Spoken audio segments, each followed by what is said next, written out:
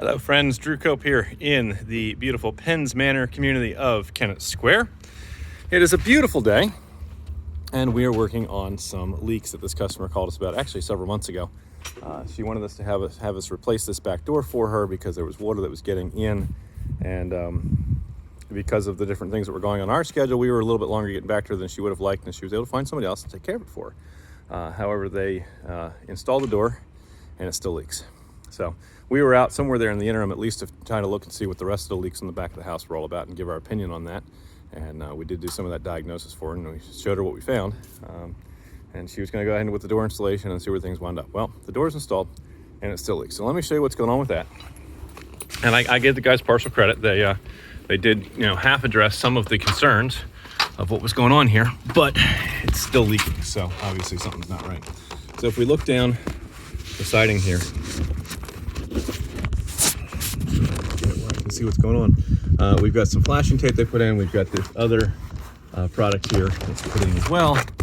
And when I open the siding up, they put some flashing tape across the nailing pin that's on the door here. So the top of the door, there's a nailing pin.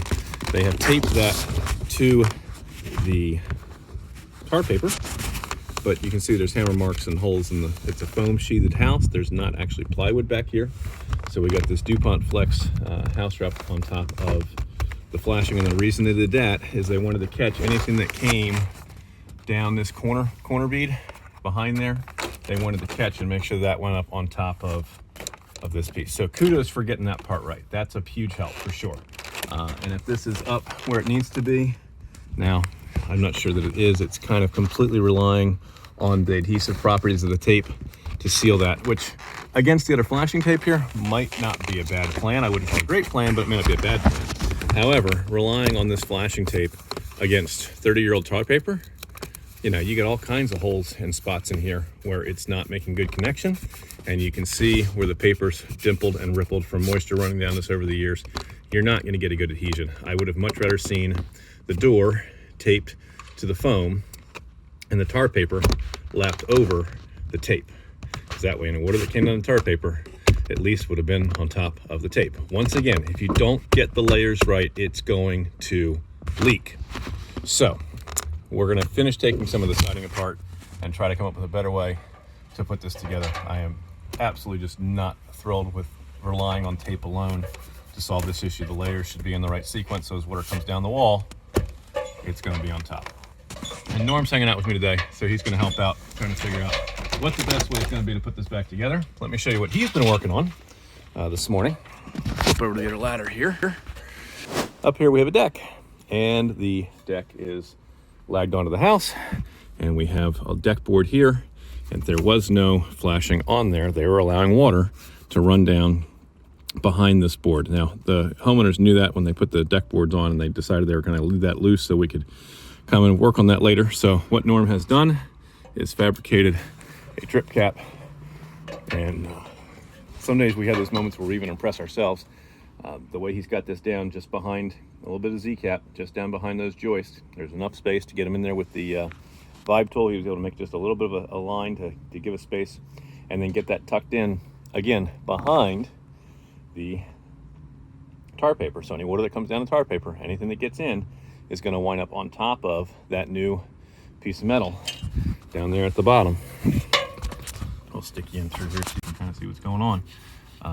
We want to get this piece of metal installed so any water that comes down the house winds up on top of this, on top of the deck board, and doesn't get to run between the deck board and the sheathing on the house, where it's going to damage the wood that's in there, and the fasteners that are holding it are not going to have anything to be able to hold the deck to the house. And if you watch the collapse in Jersey that involved the firefighters a year or two ago in Wildwood, from what I could see from the photos, and I'd love to see the evidence, conclusively decided this, but I'm guessing what happened is they did not have that piece of deck flash in there, and I'm guessing the water got down between, and it rotted out the rim joist on the house, and it rotted out the water damage to the deck board, and then the fasteners had nothing to hold on to, and the deck pulled away from the house and collapsed.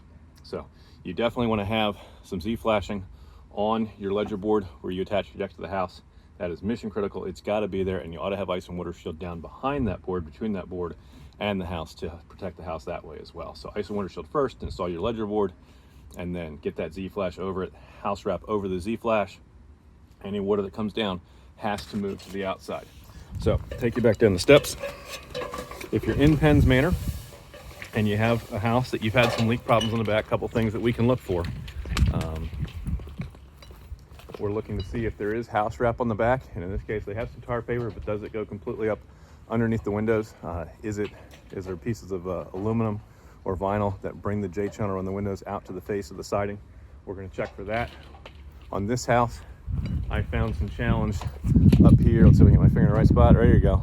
Right there, the corner of the bump out for the chimney, there is some flashing layers that are not correct, and so any water that gets in that J-channel is actually being allowed down behind the tar paper, so that could actually be part of the source of what's going on with this door. But the guys who installed the door, that's all they do. They install doors, and they didn't look at the total picture of what was going on in the back of this house, which is why you need to do a more complete and thorough evaluation when you're having water problems getting in. So we're going to be taking apart each one of these penetrations, each window in the back of the house. We're going to be looking at the top, we're looking at the bottom. We're going to make sure they got window tape in the right place. We're going to make sure that the tar paper is layered correctly with what else is there. And if we need to add house wrap, then we're going to do that. And we're going to see how long this takes to get back together. We basically quoted her a day's worth of work, and we're going to see how far we can get and what we find. And if we discover anything really scary, then we'll talk about a change order, what we have to do to address that. But we know that the deck is wrong, and we know that that's going to get taken care of. And we also know that we've got a massive problem with this back door, and the door installers didn't fix it. They slapped the door in, and when I was pulling the nails to start taking the siding apart, they only put about half of them back in where they needed to be, and they just kind of left it lap over the other half. So I don't like seeing lazy contractors, and I don't like seeing customers get taken advantage of, and that's kind of what I feel happened here, because they didn't solve the issue. They just put a new door in for us. So maybe it was a good price, who knows. So if we can help you solve a problem, roofing, siding, windows, doors, decks, anything on the interior, working on your renovating your kitchen, remodeling your master bath, finishing off a basement, give our team a call. We have a dedicated office staff that's available weekdays 9:30 in the morning until 2 in the afternoon at 484-748-0008. Choose option 2 for 𝗂𝘁'𝘀 Construction and Renovation, and extension 2 for new projects, and our team will be happy to assist you. If you're tired of contractors not calling you back, give our team a call. There's somebody there to answer the phone and speak with you. You can also message us to our Facebook page. Click on 𝗂𝘁 Build on Facebook, 𝗂𝘁 Construction and Renovation. Click that message us button, and you can reach out to our team 24/7 there. Of course, we have our website, www.𝗂𝘁'𝘀.com. and our YouTube channel with all of our videos. If you're watching on YouTube, click that notifications bell. Make sure you subscribe to us. Click the notifications bell so you get notified when we release new videos, and you'll keep up to speed on what's going on. 𝗂𝘁 is your full-service construction and renovation company serving the southern Chester County area, and there's nothing we can't help you with. When we're done with your project, you're proud to say it's not just done. It was 𝗂𝘁. We'll catch you guys on another video. Bye for now.